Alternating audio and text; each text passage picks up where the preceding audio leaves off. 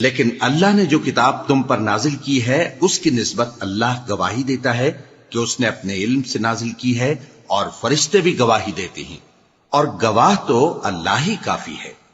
جن لوگوں نے کفر کیا اور لوگوں کو اللہ کے رستے سے روکا، وہ رستے سے بھٹک کر دور جا پڑے۔ جو لوگ کافر ہوئے اور ظلم کرتے رہے، اللہ ان کو بخشنے والا نہیں اور نہ انہیں رستہ ہی دکھائے گا، ہاں سوائے دوزخ کے رستے کے جس میں وہ ہمیشہ ہمیشہ رہیں گے، اور یہ بات اللہ کو آسان ہے۔ لوگو، یہ پیغمبر تمہارے پاس تمہارے پروردگار کی طرف سے حق بات لے کر آئے ہیں، تو ان پر ایمان لاؤ، یہی تمہارے حق میں بہتر ہے۔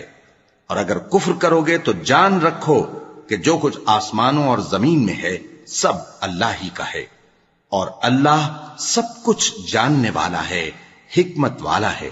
اے اہل کتاب، اپنے دین کی بات میں حد سے نہ بڑھو، اور اللہ کے بارے میں حق کے سوا کچھ نہ کہو۔ مسیح یعنی مریم کے بیٹے عیسیٰ بس اللہ کے رسول ہی تھے، اور اس کا خاص حکم تھے جو اس نے مریم کی طرف بھیجا تھا، اور اس کی طرف سے ایک روح تھے۔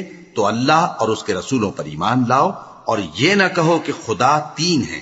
اس اعتقاد سے باز آؤ کہ ایسا کرنا تمہارے حق میں بہتر ہے۔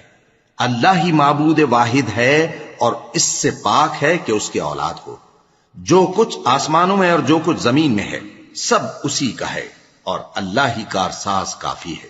مسیح اس بات سے عار نہیں رکھتے کہ اللہ کے بندے ہوں، اور نہ مقرب فرشتے عار رکھتے ہیں، اور جو شخص اللہ کا بندہ ہونے کو موجب عار سمجھے اور سرکشی کرے تو اللہ سب لوگوں کو اپنے پاس جمع کر لے گا۔